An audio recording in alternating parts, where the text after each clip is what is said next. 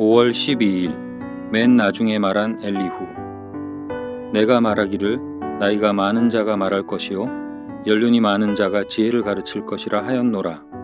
그러나 사람의 속에는 영이 있고 전능자의 숨결이 사람에게 깨달음을 주시나니 어른이라고 지혜롭거나 노인이라고 정의를 깨닫는 것이 아니니라. 그러므로 내가 말하노니 내 말을 들으라. 나도 내 의견을 말하리라. 욥기 32장 7절에서 10절.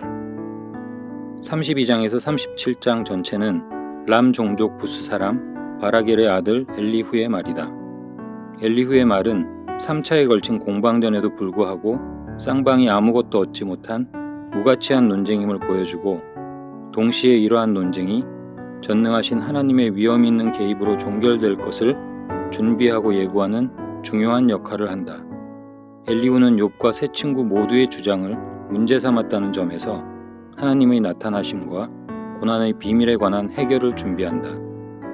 엘리후는 먼저 의로운 자신에게 하나님께서 고통과 고난을 허락하신 것은 자신을 부당하고 불의하게 대한 것이었다고 말한 욥의 주장을 문제 삼았다.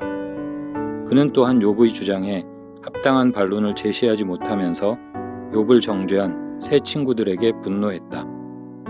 엘리후가 볼 때 세 친구들은 욥의 죄를 증명하지 못하면서도 하나님께서 그를 징벌했다고 보았기 때문에 그들의 주장은 잘못된 것이었다.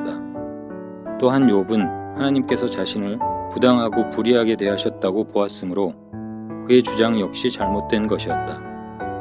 엘리후는 세 친구의 주장과 욥의 주장 중간쯤에서 자신의 주장을 제시했다. 그의 핵심 주장은 욥의 고난은 그의 죄 때문도 아니고 하나님의 불의 때문도 아니고 사람들이 알지 못하는 다른 이유 때문이라는 것이었다.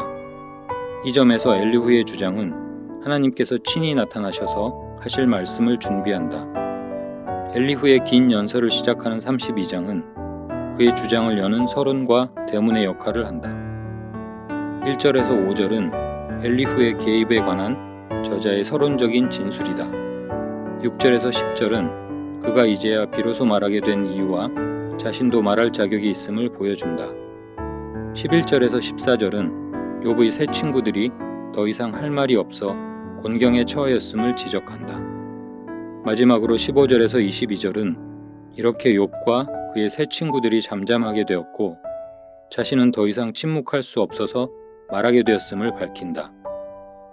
엘리후가 7절에서 10절에서 한 말은 독자에게 유익한 교훈을 준다.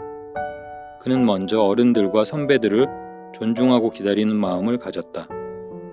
엘리후는 그들을 존중하기에 그들의 말을 간섭하거나 막지 않았다. 그는 그들의 말이 끝나기까지 인내로 기다렸다. 그는 먼저 나서서 말하기보다는 듣고 또 듣는데 주의와 집중을 기울였다. 이것은 신중하게 듣기보다는 먼저 말하려고 나서는 현대인에게 도전이 된다. 젊은이도 전능하신 하나님의 성령의 도움으로 연륜과 경륜이 많은 어른들이 미처 깨닫지 못하는 것을 깨달을 수 있다. 사람 속에 있는 영과 전능자의 숨결은 동의어로 하나님께서 경건한 자들에게 허락하시는 성령을 가리킨다. 하나님의 성령은 어른들도 깨닫지 못하는 것을 깨닫게 하신다. 엘리후는 하나님의 성령을 통해 이러한 깨달음과 통찰을 가진 자이다. 그래서 이제는 당당하게 자신의 의견을 욥과 세 친구들에게 말하겠으니 경청해달라고 한 것이었다. 엘리후는 사람의 낯을 보고 말하거나 인기에 영합하는 말을 하지 않았다. 그는 아첨의 말을 할 줄도 몰랐다. 엘리후가 이러한 인품과 자세를 가졌기에 욥과 세 친구들을 차분하게 진정시키고 자신의 말에 경청하도록 할 수 있었던 것이다. 그 끝에 하나님께서 나타나셔서 고난의 원인에 대한 모든 논쟁의 종지부를 찍으셨다. 한마디 기도, 먼저 신중하게 인내로 경청하는 존경심과 가장 나중에 말하는 여유와 지혜를 허락하소서.